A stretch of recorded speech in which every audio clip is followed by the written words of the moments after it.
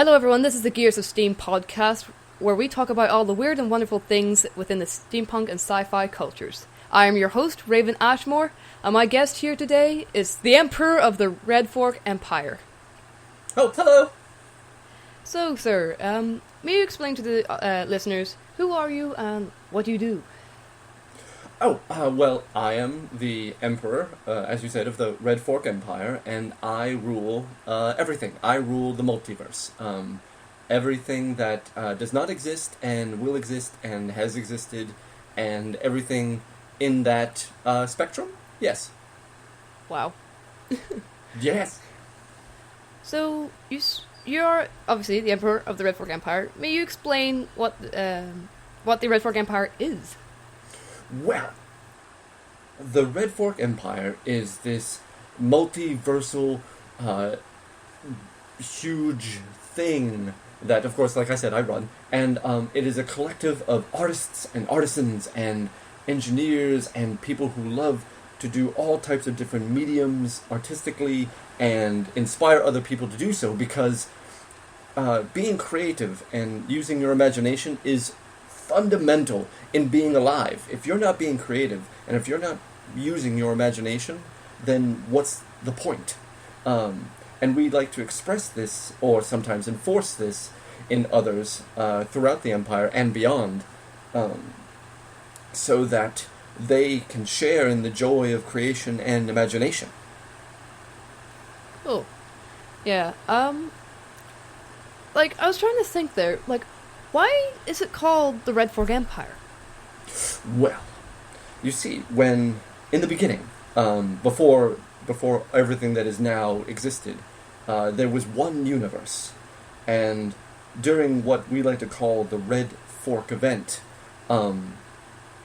where I happened to be at, I saw this brilliant red light, and one universe became two.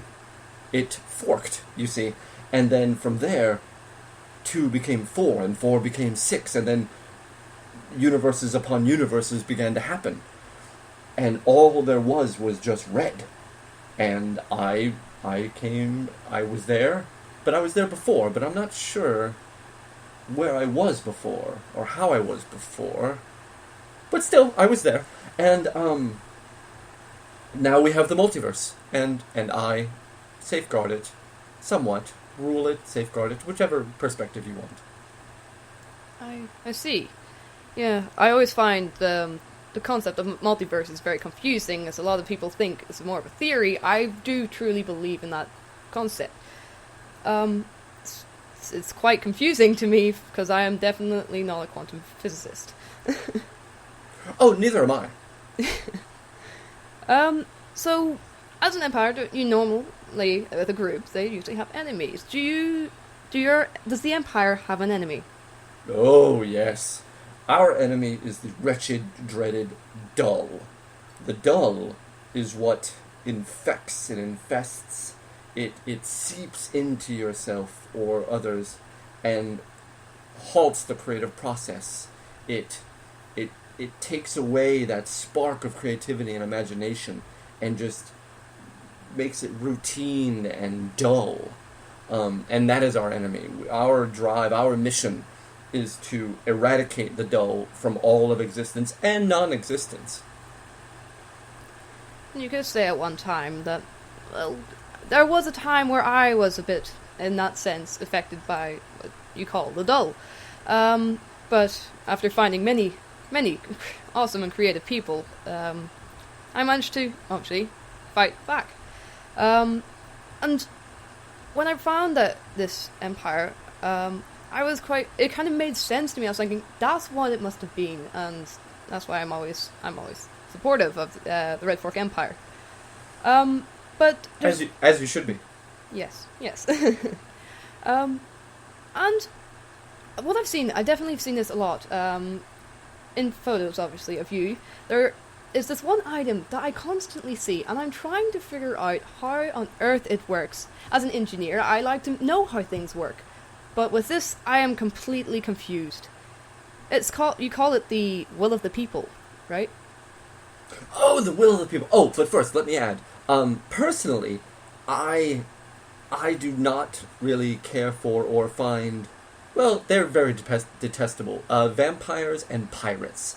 They're a species that I just loathe, because they take things. They take women. They take blood. They take your money. They take your intoxicants. They take all of those things without asking, and I just find that very, very rude.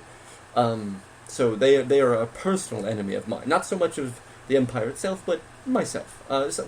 Some others find it to be, will share my loathsome for the wretched pirates and vampires. But still, anyway. Oh, the will of the people. The will of the people is this cosmic item that came to me during the Red Fork event. It existed before the event. I'm not sure where it came from, what it's made out of, and what it does. Well, I do know what it does. It exorcises the dull from people. You'll find in many pictures on the line that there are others who don the will of the people, and you can see their faces that the dull has just left their bodies, and that is what it does. It eradicates the dull from that person so that they may feel the power of creativity and imagination.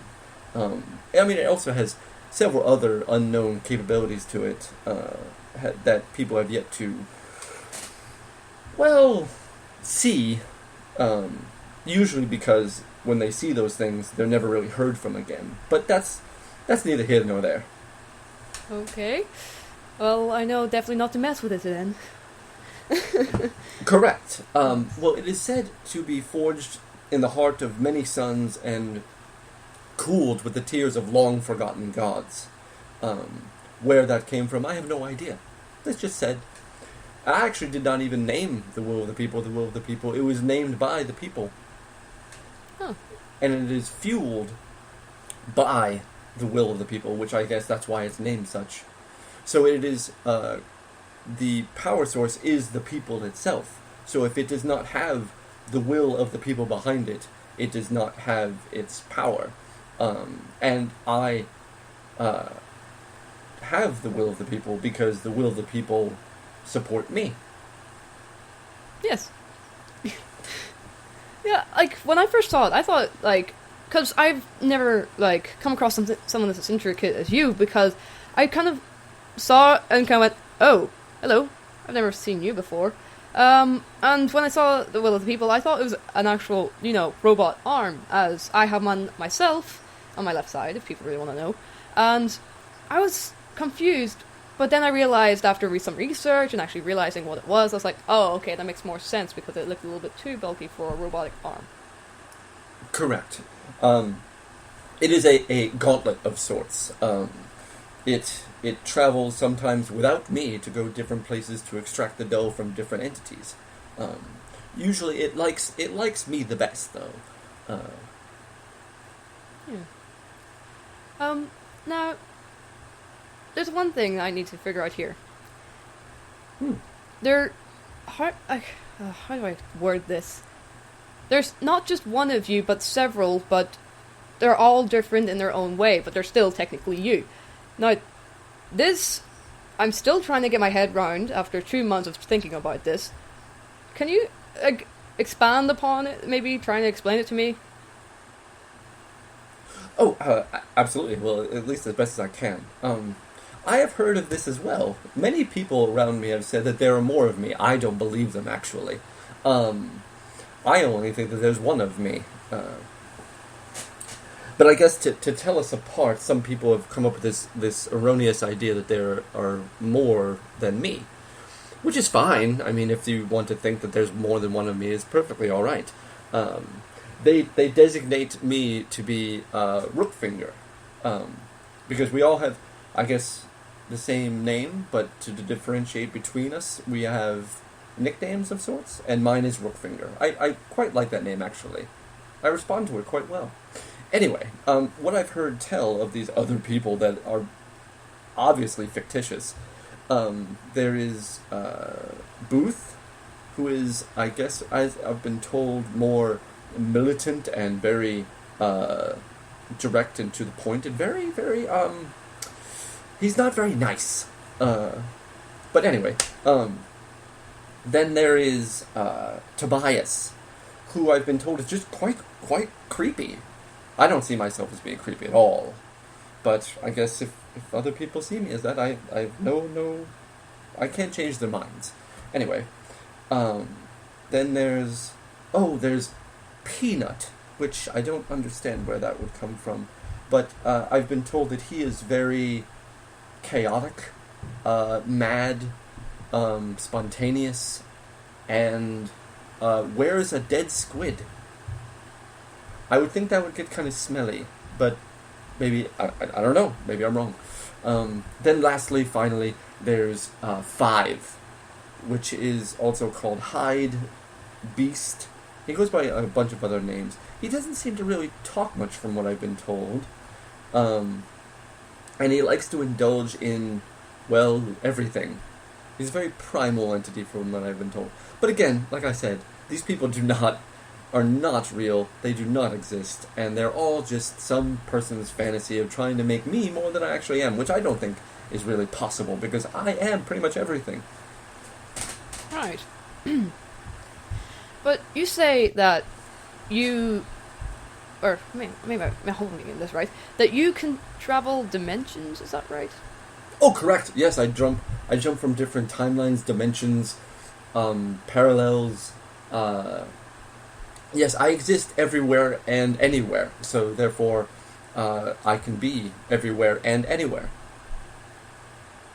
Although sometimes I don't really control that. Would make sense. Right. But see, if you can jump dimensions and such, wouldn't you be able to see, like, meet people in different dimensions, which would be... Oh, God, I'm really confusing myself right now. So if you met someone in a dimension and then you jump to another dimension, would they be exactly the same or would they be slightly different? Has that happened or will it happen? I don't know. Oh, it probably will happen. Or, well, it has happened, but my has might be a will. And your now could be my tomorrow. Oh gosh, this is why I stick to ballistics. See, that's the thing is that I really don't know if I've met anybody yet. I'm not really sure if I don't think I've met you before, but I could have met you before. But I'll probably meet you after, at least. Okay. I can work with this, I think. Yeah, I can see easily that it's very complicated having to understand that there's there's all forms of time in one place where you are. It could easily drive someone mad trying to figure out which time is what, and where you are at what time. It could, but yeah. It could, but I'm perfectly sane. Aye. I, on the other hand, I'm not. Oh. I'm sane in certain times. It's really more of a trigger. It's when people decide to call me a villain.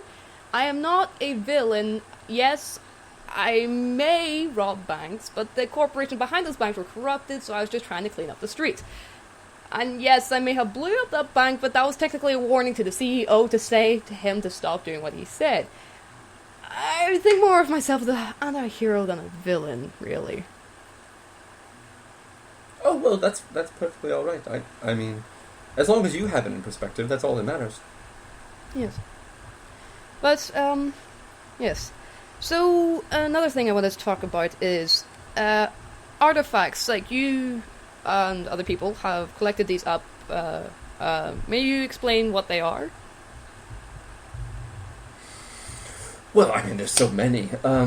There's a specific... There are different factions within the Empire, such as the Mauve Squirrels.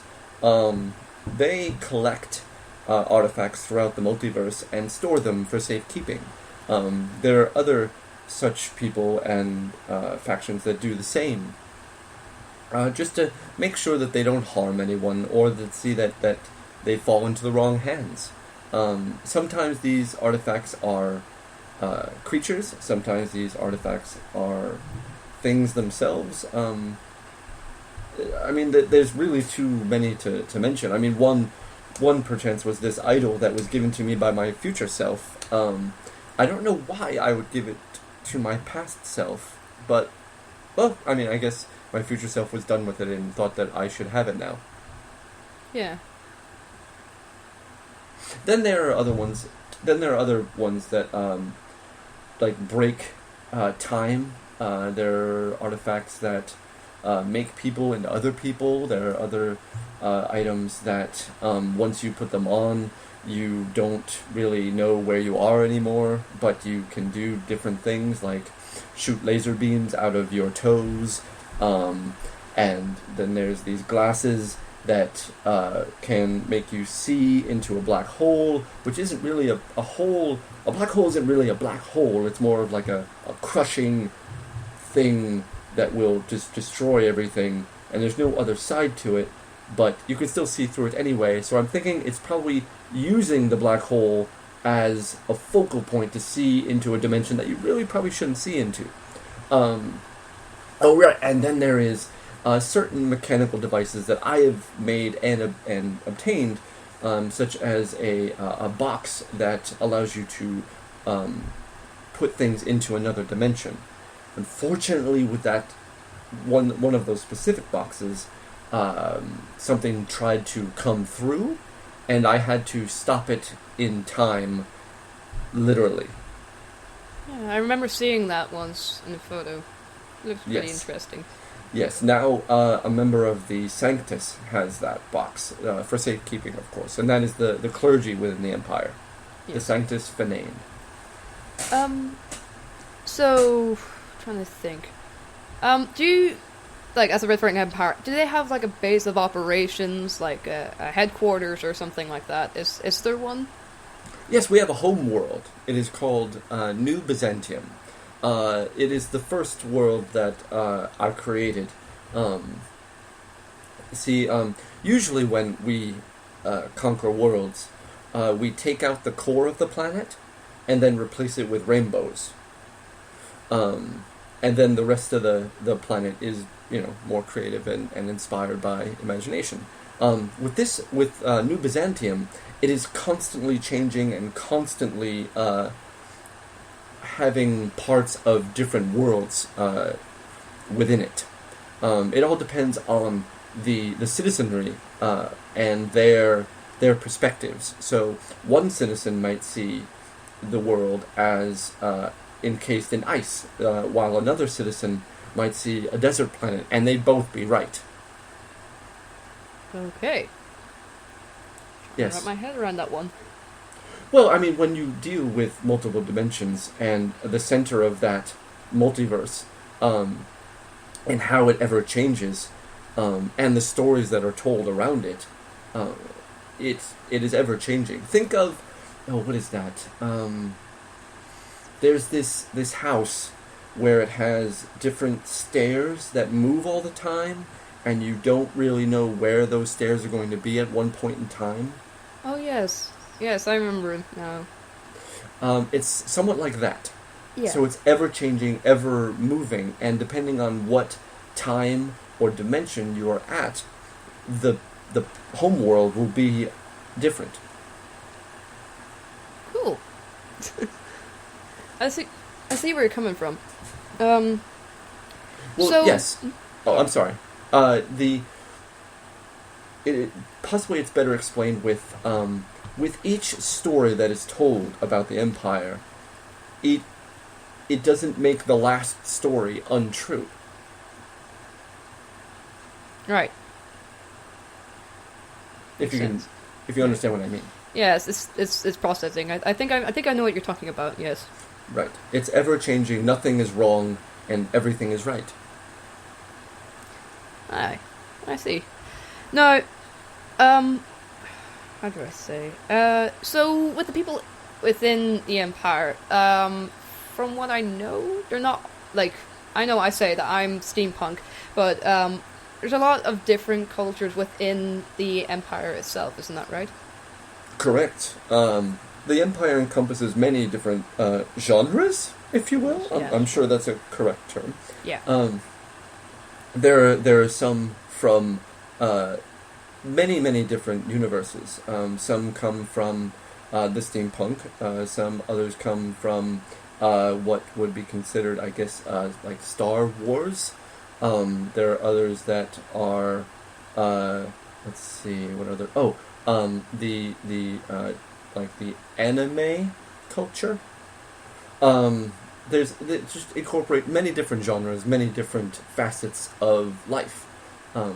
Steampunk is where most of us are focused now because steampunk shares a lot of the same tenets that the Empire does.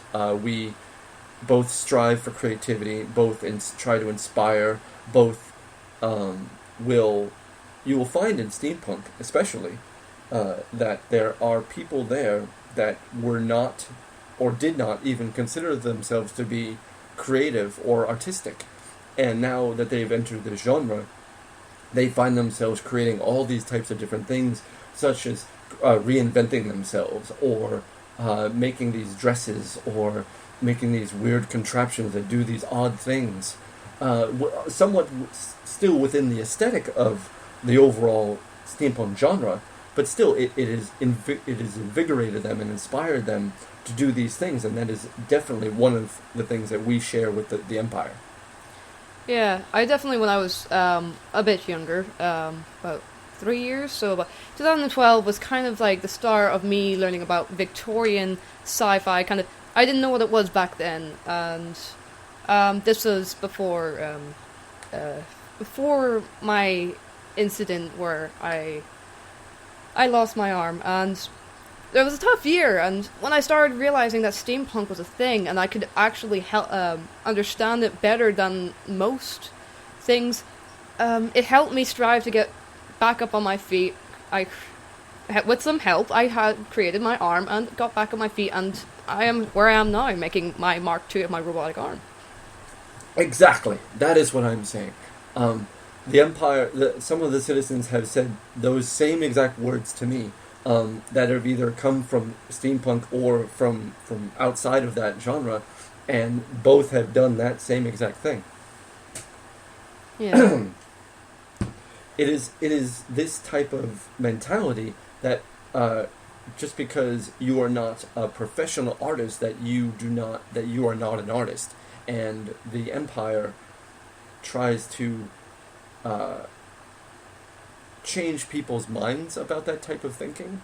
Because if you create art, if you strive to be imaginative and want to create, and you have that calling of creation within you, and you answer it, and you constantly do those things, it doesn't matter how good you are. I mean, of course, it's nice and it's beneficial to get better at your craft, and you would want to get better at your craft. But that isn't the point. The point is to create and to do, and that's what it's all about. Yes, definitely. Like, I always see with people people get confused with art and forms of art. Like, I'm very expressive in my own personality. I don't do it in public, but I sing, I dance, I act sometimes. But mainly it's drawing, designing, creating my robots and my mechanical stuff is more my central, but I do branch off. And I know a lot of people in my own social circle who do that as well, which is fun. No, and that's one of the things about steampunk and the Empire that also share. You'll find that there are many different people that use a vast amount of different mediums artistically. Like you said, you'll have dancing and songwriting and sculpture and drawing and all these different things. And what I find is that it's better to mingle those types of people together, because I can only grow by learning what other people do. I can only if I see someone who dances, or see someone who songwrites, or plays an instrument, or uses a medium that I don't use, it can trigger something within me and my own medium to bring me to a place that I never would have thought that I could have gone. Yeah. That is the benefit of having a subculture and a group that thrives on creativity and imagination. Yeah, definitely. Like, recently I've gotten into poetry a lot and spoken word, and it really is that kind of. With me, I don't understand. I normally, through emotions, I don't really connect that much, but for some reason with spoken word and with poetry, it just really, like, releases something in my brain or something. I don't know how it works, I'm not biologist in any sense, but and it helps me connect more with my emotional side, which then will follow on and reflect on my arty side as well. Right, and that is exactly what I find with most people. There are many people that I have talked to that said that they can't draw a straight line, or that they're not artistic, they have no creative ability, and I find that to be false. The Empire believes those things to be out and out wrong. They are wrong and false, because everyone has that in them. It is, and you have found that within you. You have found that niche to bring that out of you. It might not have been this thing over here, but you found that one thing that can help you do that. And everyone has that little niche in them. It is whether or not you want to try and find it or not. And it is whether somebody could even, and if somebody can help you find that, then that's even better. And it's all about just having that initiative and wanting to find that niche and wanting to be creative. And that's all it really takes. Yes, definitely. We're coming close to the end of the time, so I am going to let you have your little moment where you can speak to the listeners and say a message to them, whatever you wish, that you would like to say in the podcast. So I'll let you do that. Okay, well, to the listeners, hello. Again, I'm the Emperor of the Red Fork Empire. We ruled everything, and so just I want to leave you with this. Everyone has a creative side, and it is up to the creative people to help those that find that they're not to do that, to find that creative niche, because creativity and imagination is what drives society. Without people being creative and imaginative, without using your imagination, without searching for something beyond what is going on right now, you don't go to the next most industrious thing. I mean, think, one example I like to use is that Star Trek, they had these communicators, these flip-up communicators, and they that was a thing that was unheard of at the time. But look at us now. We have handheld computers in our hands. It is those types of mindsets of creativity that make the next generation better. It makes the society better. And without that, we're just stunted. We just rot in our own dull filth, and we just go routine after routine. So why not have that? And people, of course, are going to be better than others at it. There's always going to be someone better, and there's always going to be someone worse. That's not the point. The point is to push your own limits and to push yourself and to find where you can go with it. And I'm not saying that you have to do it every day or even every minute of your living, breathing hours. Just set aside some time during the week or during the day, like even if it's 5 minutes, to just indulge in that creativity, whether it's role playing or creating characters or drawing something or doodling or writing a story or like strumming a guitar, learning how to play. It's that one thing.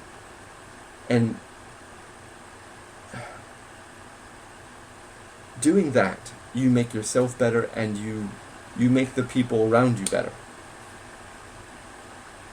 I believe that's all I have to say. Thank you very much for coming onto the podcast. And if there will be links in the description below for the people who want to have a look at the Red Fork Empire, their Facebook page and sorts, and I will try and put all those links down there. And I hope you all enjoyed listening. This is Raven Ashmore finishing the podcast for the Gears of Steam. Thank you.